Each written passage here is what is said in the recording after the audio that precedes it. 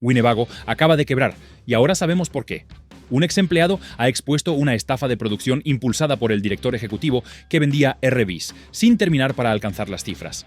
Se ignoraron las inspecciones. Los defectos se borraron en papel. Se enviaron plataformas de 6 cifras antes de estar listas. Las consecuencias son rápidas. Fugas, fallos eléctricos, áreas de servicio abarrotadas, valores de reventa en descenso. Y aquí es donde la cosa empeora. La empresa lo sabía. Se ignoraron las advertencias internas, se ocultaron las auditorías y la producción nunca disminuyó. Ahora los propietarios tienen que pagar las consecuencias de decisiones tomadas a puerta cerrada. Entonces, ¿cuán profundo llegó esto? ¿Y quién carga realmente con la culpa? El memorándum de aprobación. El colapso no empezó con un retiro del mercado ni una demanda. Empezó con un único memorando filtrado, sellado con una instrucción que ningún fabricante de RVs de 6 cifras debería jamás poner por escrito. El texto decía: aprobar y avanzar, a menos que se detenga por revisión ejecutiva. Según el ex empleado que lo filtró, no se trataba de un error de imprenta ni de un atajo temporal. Era una política. Significaba que las unidades inacabadas, las defectuosas y las que no superaban las comprobaciones clave estaban siendo relegadas a la línea de producción, porque a la gerencia le importaban más las cifras de producción que la verdad al salir de la fábrica. Los trabajadores dijeron que vieron cómo se abrían paso a RVs con cableado abierto, sellos desalineados y señales de humedad con una sola orden: mantener la línea en marcha. Este memorando fue la primera prueba de que la empresa había dejado de proteger a los clientes y había empezado a proteger los totales de producción. Y una vez expuesta esa única instrucción, todo lo que siguió empezó a tener sentido. Fallos ocultos, averías prematuras, centros de servicio congestionados. La evidencia no apareció de la nada, estaba integrada en el sistema. El memorándum no era toda la estafa, era solo la puerta de entrada, y en cuanto los investigadores la traspasaron, la pista condujo directamente a la persona, que ordenó que las cifras aumentaran a cualquier precio. El mandato del CEO que obligó a construir apresuradamente. Según documentos internos e informes de turno, el verdadero motor del colapso fue algo que los expertos denominaron el mandato de rendimiento. Esta directiva provenía de la cúpula directiva de Winnebago. La orden era simple: cada ciclo debía mostrar una producción superior a la anterior, independientemente de si las unidades estaban realmente listas. Los técnicos no decidían qué se movía y qué se detenía. Los ejecutivos sí. Los trabajadores informaban en cuanto percibían el cambio. Los controles de calidad ya no eran puntos de control, eran obstáculos. Las etiquetas de defectos que antes requerían una corrección inmediata desaparecieron repentinamente antes del siguiente turno. Los supervisores susurraban: adelante, porque detener la línea significaba iniciar una conversación que nadie quería con la alta dirección. Este mandato alteró por completo el ritmo de producción. En lugar de preguntar ¿está bien construido?, la pregunta pasó a ser ¿ya se ha contabilizado? Este cambio creó las condiciones perfectas para que se acumularan defectos ocultos en las unidades que luego se venderían como RVs Premium listas para usar. El mandato inflaba la apariencia de éxito, mientras ocultaba el costo del fracaso, pero la velocidad era solo una parte del engaño. Para alcanzar las cifras del director ejecutivo, la empresa aún necesitaba recortar algo más, y lo que recortaron fue la calidad del material. Si prefieres análisis basados en pruebas en lugar de propaganda corporativa, tómate un segundo para darle me gusta y suscribirte para no perderte actualizaciones como esta. Comparte tu opinión a continuación, porque las experiencias reales ayudan a revelar patrones que los fabricantes esperan que permanezcan ocultos. El intercambio secreto de proveedores que garantizaba fallos tempranos. Los trabajadores lo notaron antes de que ningún papel lo confirmara. Las cajas que llegaban a la planta se sentían diferentes. El cableado era más ligero. Los paneles del contrapiso se flexionaban con una sola mano. Los adhesivos se extendían de forma desigual y se desprendían al tirar de ellos. El sellador, que antes se adhería firmemente, comenzó a separarse con la mínima presión. Nada cumplía con las especificaciones que habían usado durante años. Los registros de compras revelaron posteriormente un cambio discreto de proveedor que sustituyó componentes de larga confianza por sustitutos más económicos. Sin anuncio, sesión informativa de ingeniería o período de prueba. El cambio ocurrió en el mismo período en que las expectativas de producción se dispararon bajo el mandato del CEO. Estos reemplazos no fueron menores. Afectaron la esencia de la confiabilidad estructural. El cableado delgado se sobrecalienta. Los sellos baratos fallan con la presión de la lluvia. Los adhesivos débiles provocan que los gabinetes, las paredes y las molduras se separen. Cada componente degradado multiplicaba las fallas dentro del RV, y los técnicos dijeron que comenzaron a detectar problemas casi de inmediato. Fugas tempranas, circuitos fundidos, paneles que se desprendían después de varios viajes. No era aleatorio, era predecible. Este cambio de proveedor redujo drásticamente los costos de producción en el papel y al mismo tiempo creó un daño financiero a largo plazo para los propietarios que nunca supieron que los materiales dentro de su unidad habían cambiado. Y una vez que las piezas degradadas estuvieron en circulación, la compañía realizó un movimiento más que confirmó que sabían exactamente lo que habían hecho. El liderazgo de auditoría interna, sepultado para ocultar las consecuencias. Cuando una auditoría interna finalmente rastreó el aumento repentino de fallas hasta la misma ventana de producción, los hallazgos fueron tan graves que la gerencia restringió el acceso al informe ese mismo día.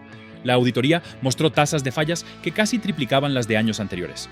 Documentó unidades rechazadas marcadas como aprobadas. Mostró lecturas de humedad muy por encima de los límites aceptables en unidades que aún se enviaron. La evidencia fotográfica mostró fallas de cableado que nunca se corrigieron y brechas estructurales directamente relacionadas con los componentes de menor calidad introducidos durante el cambio de proveedor. Una sección de varianza advirtió que continuar la producción en estas condiciones provocaría averías prematuras generalizadas, una gran presión sobre la garantía y un riesgo financiero significativo a largo plazo. En lugar de abordar los hallazgos, la dirección depuró el acceso digital, limitó la visibilidad interna y eliminó la documentación relacionada de los sistemas compartidos. Miles de unidades salieron de la fábrica con problemas que la empresa ya conocía. La auditoría no fue solo una advertencia. Fue la prueba de que el colapso era evitable. Alguien dentro de la organización tomó la decisión deliberada de mantener la producción en marcha y tranquilizar a los inversores, incluso si eso significaba imponer unidades defectuosas a clientes que confiaban en la marca.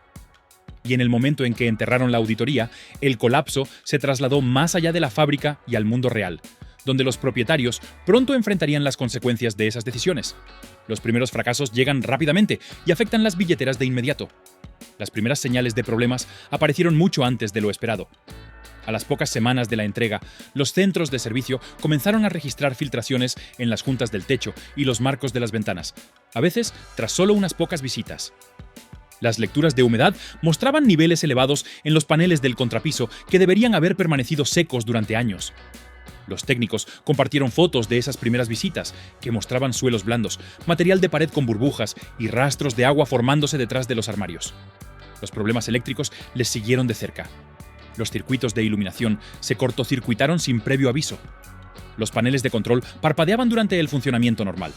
Los arneses mostraron estrés térmico mucho antes de lo debido. Estas fallas no eran aisladas. Se agrupaban en torno a la ventana de producción exacta, vinculada a los atajos y la degradación de materiales documentados anteriormente. Cada uno de estos problemas iniciales tuvo un impacto financiero. Los propietarios a menudo tenían que abordar problemas urgentes incluso antes de que se procesaran las decisiones de garantía, y cualquier retraso significaba mayores daños. Reparaciones que deberían haber sido rutinarias se convirtieron en costosas interrupciones, y cada incidente reducía el valor de la reventa. Estos fallos iniciales revelaron un patrón que no podía atribuirse a la mala suerte ni a defectos poco frecuentes. Apuntaban directamente a problemas sistémicos inherentes a las propias unidades. Y una vez que estos patrones se volvieron imposibles de ignorar, la presión se desplazó hacia la infraestructura de servicios que los respaldaba. Los desbordes de las áreas de servicio convierten los retrasos en pérdidas financieras reales. A medida que se multiplicaban las fallas tempranas, los concesionarios descubrieron que sus bahías de servicio se llenaban más rápido de lo que podían despejarlas. Los registros internos de programación mostraban citas agendadas con semanas de anticipación. Y los técnicos informaron que casi todos los elevadores disponibles contenían un RV recién comprado del mismo periodo de producción problemático. Las reparaciones que antes tomaban un día se extendieron a estadías prolongadas a medida que aumentaban los retrasos en la entrega de piezas. Suministros como mazos de cables, selladores y ciertos adhesivos escasearon porque la demanda excedió repentinamente el uso proyectado. Los clientes que dependían de sus RV para viajes de temporada o para vivir a tiempo completo se enfrentaron a decisiones difíciles. Dejar su unidad para reparaciones significaba encontrar una vivienda temporal, mientras que retrasarlas significaba arriesgarse a mayores daños. Cualquiera de las dos opciones tenía un costo financiero real. Incluso los propietarios que pudieron esperar a que transcurrieran los retrasos vieron caer su valor de reventa, ya que el tiempo de servicio prolongado suele aparecer en los historiales de mantenimiento y reduce la confianza del comprador. Los concesionarios también sintieron la presión. Las unidades en espera de piezas ocupaban un espacio valioso, y las estancias prolongadas reducían la cantidad de trabajos rutinarios que los centros de servicio podían aceptar. La creciente acumulación de trabajo convirtió los problemas mecánicos en económicos, lo que distribuyó la presión financiera entre clientes y concesionarios. Esta creciente congestión expuso otra falla, relacionada no con la capacidad del servicio, sino con los sistemas que gestionan las aprobaciones de reparación. El bloqueo de la garantía obliga a los propietarios a pagar primero y reclamar el reembolso después. Los departamentos de garantía pronto se vieron desbordados por el aumento repentino de reclamaciones. Las aprobaciones que antes tardaban unos días se convirtieron en semanas, y algunos casos permanecían pendientes durante más de un mes. Las solicitudes de documentación se repetían innecesariamente a medida que los sistemas se sobrecargaban.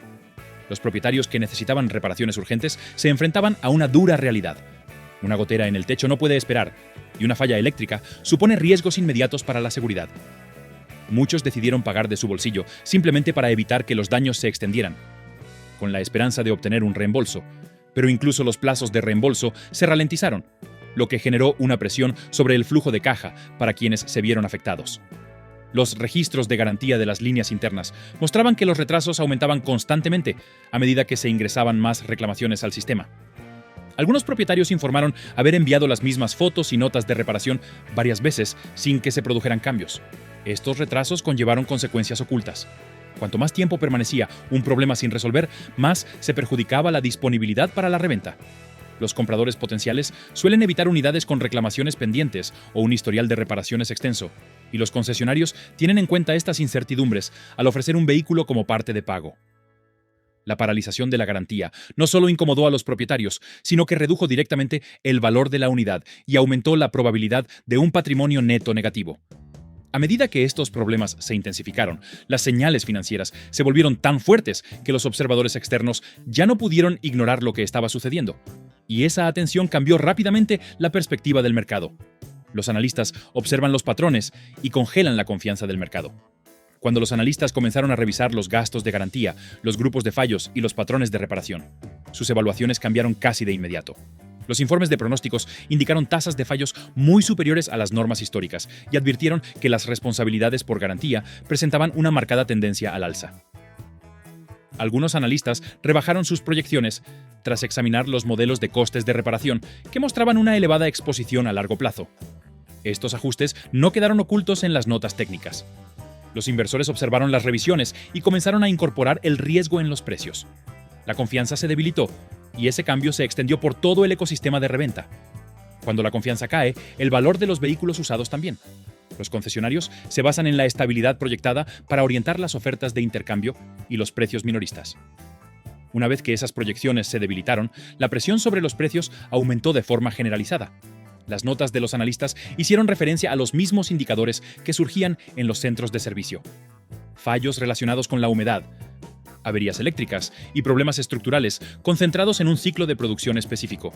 La coincidencia entre los datos de campo y las previsiones financieras dejó claro que los problemas no eran temporales. Representaban una tendencia más amplia que influiría en los precios durante meses. Y con esa constatación, la atención se centró en cuán profundo podría ser el impacto a medida que más unidades ingresaran al sistema. Los trabajadores describen cómo se eliminaron los defectos, no se repararon. A medida que llegaban más unidades a las bahías de servicio con problemas que se solapaban, los trabajadores de la planta comenzaron a compartir lo que habían presenciado durante el ciclo de producción. Varios técnicos describieron un patrón en el que las etiquetas de defectos se retiraban antes de la llegada del siguiente turno, eliminando la documentación en lugar de abordar el problema subyacente. Otros comentaron que se omitían ciertas inspecciones por completo para mantener la línea en marcha. Recordaron que los supervisores les indicaban que marcaran los defectos como diferidos o no críticos, incluso cuando los problemas implicaban tensión en el cableado o exposición a la humedad. La cultura cambió hacia el avance de las unidades, sin importar su condición, con silenciosas promesas de que las reparaciones se realizarían después de la producción. Esa segunda fase rara vez se llevó a cabo. El resultado fue un número creciente de RVs que salían de la fábrica con defectos ocultos incrustados a nivel estructural. Estos problemas no son pequeños. Se agravan, especialmente cuando comienza la tensión real en la carretera. Cada defecto que sobrevive en la línea se convierte en un factor de depreciación predecible. Cuando ocurren muchos defectos en la misma ventana de producción, todo el lote se ve perjudicado financieramente en el mercado de reventa.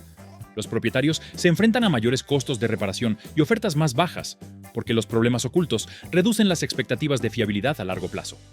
Este testimonio de un trabajador aclaró cómo los defectos se volvieron sistémicos en lugar de ocasionales. Y el siguiente conjunto de relatos mostró exactamente dónde surgieron los riesgos estructurales más profundos. Pruebas de ingeniería revelan problemas de flexibilidad del cuadro que no se pueden corregir posteriormente.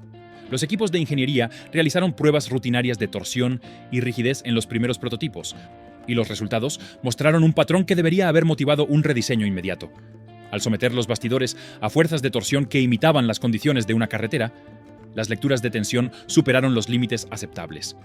Los puntos de soldadura en varias juntas mostraron grietas prematuras y ciertos elementos de soporte flexionaron más de lo previsto. Estos problemas sugerían que la estructura subyacente carecía de la resiliencia necesaria para un uso prolongado, especialmente en plantas de mayor peso. Los registros de pruebas registraron la variación con cifras claras, y los ingenieros presentaron propuestas formales recomendando refuerzos. Estas propuestas se estancaron porque añadir material incrementaría el coste y ralentizaría la producción. Por lo tanto, las debilidades estructurales se trasladaron a la fabricación a gran escala. A diferencia de los defectos superficiales, la flexión del chasis no se puede corregir una vez construida una RV. El refuerzo posterior al ensamblaje requiere mucha mano de obra y no restaura la resistencia original. Estos defectos reducen la estabilidad de remolque, acortan la vida útil e imponen consideraciones de seguridad a largo plazo. Además, generan fuertes penalizaciones por reventa. Los compradores que investigan el historial de mantenimiento o inspeccionan las soldaduras del tren de rodaje, a menudo se deshacen de las unidades que presentan signos de tensión. Los concesionarios lo saben y, en consecuencia, reducen las ofertas. Y los datos que siguieron revelaron exactamente cuándo esos problemas se volvieron más comunes. Si quiere estar a la vanguardia del próximo cambio de precios y saber qué no dirán los fabricantes públicamente, suscríbase. Cada actualización le ofrece una visión más clara de cómo se desarrollan estas decisiones y cómo proteger su dinero antes de que se produzca el siguiente cambio. La ventana del año modelo, con las tasas de fallas documentadas más altas. A medida que seguían apareciendo fallas, los analistas y los departamentos de servicio combinaron datos de reclamaciones de garantía, informes técnicos y registros de inspección para identificar patrones. Se observó una clara concentración. Las unidades fabricadas en meses específicos, directamente relacionadas con la transición de proveedor y el mandato de producción, presentaron una frecuencia de fallas de casi el doble en comparación con la producción anterior o posterior. Los lotes de serie dentro de ese periodo mostraron una intrusión constante de humedad, fallas eléctricas prematuras y un desgaste acelerado de los accesorios. Los datos agregados de los centros de servicio indicaron que estas unidades requirieron reparaciones importantes mucho antes de lo previsto, a veces durante la primera temporada. Los registros de garantía reflejaron la misma tendencia, con reclamaciones de alto costo agrupadas en un rango de producción ajustado. Estos hallazgos no solo destacaron los años débiles, identificaron una ventana de riesgo con consecuencias financieras duraderas. Los RVs de ese periodo se depreciaron más rápido, atrajeron menores valores de intercambio y se enfrentaron a un mayor escrutinio por parte de las aseguradoras, debido a su elevado historial de reparaciones. Los propietarios a menudo descubrieron que las cotizaciones de reventa eran miles de dólares inferiores a las de los modelos de años anteriores, ya que compradores y concesionarios habían aprendido a evitar ese segmento. El patrón se acentuó tanto que incluso las unidades adyacentes a la ventana principal comenzaron a experimentar una menor demanda. Y lo que descubrieron a continuación empujó la situación al ámbito regulatorio. Quejas laborales provocan revisión regulatoria y vacilación en el mercado. A medida que los problemas internos se volvían más difíciles de contener, varios empleados de diferentes estados presentaron quejas laborales formales que describían cargas de trabajo excesivas, expectativas inseguras y presión para avanzar con unidades inconclusas. Estas quejas llamaron la atención de las agencias estatales, que solicitaron registros de producción, registros de inspección y comunicaciones vinculadas a los objetivos de producción. Las discrepancias en la documentación aparecieron casi de inmediato. Las entradas de inspección no coincidían con la evidencia fotográfica, y las notas de reparación hacían referencia a problemas que no figuraban en los registros oficiales. Estas inconsistencias reflejaban los testimonios previos de los trabajadores y las conclusiones de la auditoría que la dirección había restringido. Los reguladores ampliaron sus investigaciones para aclarar si las prácticas de producción cumplían con los estándares requeridos. La presencia de una revisión regulatoria envía señales predecibles al mercado. Los concesionarios comprenden que la supervisión puede provocar retiradas de vehículos, pausas en la producción o correcciones obligatorias. Como resultado, las estrategias de precios se orientan hacia unidades limpias, que conllevan un posible riesgo de incumplimiento. La indecisión del comprador aumenta porque la incertidumbre siempre afecta el valor percibido. E incluso las RVs bien construidas se vuelven más difíciles de vender cuando se asocian con una investigación activa. Y la siguiente fase de la historia se desarrolló en lotes de concesionarios, pisos de subasta y listados de reventa en todo el país. El exceso de oferta aumenta y los distribuidores reducen los precios silenciosamente. A medida que los problemas de garantía y los retrasos en el servicio se intensificaban, los concesionarios de todo el país comenzaron a experimentar una presión diferente. El inventario superó los niveles normales, y las unidades RVE, que antes se vendían en pocas semanas, comenzaron a permanecer en el mercado durante varios ciclos. Los indicadores de antigüedad de los lotes, según los registros de ventas, mostraban que las unidades superaban los 60 días con mayor frecuencia, lo que obligaba a los concesionarios a asumir costos operativos que no podían ignorar. Cuando se acumulan los intereses, los gerentes comienzan a ajustar los precios discretamente. Muchas reducciones se produjeron entre semana, no durante grandes eventos promocionales, porque el objetivo era vender productos sin llamar la atención sobre el motivo de los recortes. Un modelo que antes cotizaba en $140,000 podía bajar a $115,000 en menos de 30 días. Estos ajustes generaban una pérdida inmediata de capital para los primeros compradores, especialmente para aquellos que adquirieron durante los meses inflados relacionados con los problemas de producción. Una vez que las tendencias de precios bajan, rara vez se revierten rápidamente, lo que creó la primera oportunidad para cambios más bruscos en el mercado. Y la señal más clara vino de la siguiente etapa del mercado, donde los números no se negocian, sino que se descubren. Las subastas revelan el verdadero fondo antes de que los comerciantes lo admitan. Los resultados de las subastas comenzaron a cambiar antes de que la mayoría de los compradores minoristas se dieran cuenta de algo malo. Unidades devueltas, entregas a cambio y recompras de vehículos de alquiler ingresaron a las subastas en grupos cada vez mayores, muchas con notas que hacían referencia a reparaciones anticipadas o alargamientos del servicio. Al abrirse la puja, los precios de remate cayeron drásticamente en comparación con los promedios de reventa anteriores. Un RV que podría haber alcanzado cerca de $100,000 en un año estable, se vendió por cerca de $60,000 o incluso menos. Los registros multiestatales confirmaron este patrón. Texas, Indiana y Florida mostraron descensos similares, lo que sugiere una corrección generalizada en lugar de una debilidad localizada. Las subastas actúan como la verdad financiera del mercado, porque los precios reflejan la demanda real sin margen de beneficio del concesionario ni estrategias de negociación. Cuando los valores de las subastas bajan, los precios minoristas deben eventualmente seguir su ejemplo. Estas cifras revelaban una historia que los concesionarios aún no habían admitido. El mercado estaba tocando fondo por debajo de los precios minoristas visibles. Los concesionarios que observaban estos resultados sabían que se avecinaban ajustes, y algunos comenzaron a mover inventario discretamente para minimizar las pérdidas. Y una vez que esos valores se filtraron al mercado de consumo, el rendimiento de las reventas cambió drásticamente. La depreciación se acelera a medida que cae la confianza y se reducen las cotizaciones de los vehículos usados.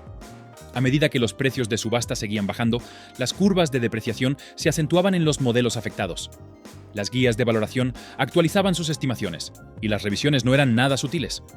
Modelos que mantenían un valor estable durante 3 o 4 años comenzaron a perder cantidades comparables en 1 o 2. Los concesionarios ajustaron las cotizaciones de los vehículos usados como parte de pago en consecuencia, ofreciendo miles menos de lo que los propietarios esperaban, ya que las proyecciones de reventa se habían vuelto inciertas. El capital negativo se volvió común para los compradores que financiaron durante los periodos de precios altos, especialmente aquellos vinculados a las ventanas de producción problemáticas. Cuando los saldos de los préstamos superan el valor de mercado, las opciones se reducen. Vender se vuelve caro, el intercambio se vuelve difícil y la refinanciación rara vez soluciona el problema. La actividad de reventa se desaceleró a medida que más compradores potenciales dudaban, preocupados por la fiabilidad a largo plazo y el historial de reparaciones. Incluso los RVs, bien mantenidos de años de producción similares, experimentaron una menor demanda, ya que el mercado tiende a generalizar el riesgo una vez que disminuye la confianza. Los gráficos comparativos entre los años del modelo mostraron una clara separación entre los años estables y la ventana de mayor riesgo, y ese contraste influyó en los precios de todas las líneas de productos. Y a medida que la depreciación se aceleraba, la atención se centró en si la caída tenía un punto de parada y cuándo podría aparecer el próximo precio mínimo. Aparece la ventana de tiempo. Los patrones del mercado finalmente revelan un punto donde las caídas comienzan a estabilizarse. Los datos de subastas ofrecen las primeras señales. Cuando los precios de remate se mantienen estables durante 2 ciclos consecutivos, la parte más aguda de la corrección suele haber pasado. El comportamiento del inventario en los lotes de los concesionarios respalda este patrón. Las unidades con más de 60 o 90 días de antigüedad se vuelven candidatas a ajustes más profundos, especialmente cerca de las fechas límite de fin de trimestre, cuando los gestores intentan liquidar el inventario antiguo antes del cierre de los informes financieros. Estas presiones superpuestas crean una ventana temporal donde los precios se estabilizan y surgen oportunidades. Las tendencias históricas sugieren que esta ventana suele surgir entre 30 y 90 días después de los picos de inventario, dependiendo de la oferta y la respuesta de los concesionarios. El inventario se mantiene alto, pero los ajustes de precios más rápidos indican una estabilización temprana. Las pequeñas reducciones se están convirtiendo en recortes más grandes, cuando las unidades permanecen inactivas demasiado tiempo. Una vez que la estabilidad de la subasta se alinea con las curvas de envejecimiento, el mercado alcanza su ventana más accesible. Los riesgos del periodo de producción problemático persisten, pero el momento oportuno ahora ofrece oportunidades más claras. Esta historia no ha terminado, ni tampoco las consecuencias. Si tuviste una Winnebago, trabajaste en la fabricación de RV o experimentaste estos problemas en primera persona, comparte tu historia en los comentarios. Las experiencias reales importan. Dale a me gusta si esto te ayudó a entender lo que realmente está sucediendo y suscríbete para estar al tanto de lo que viene.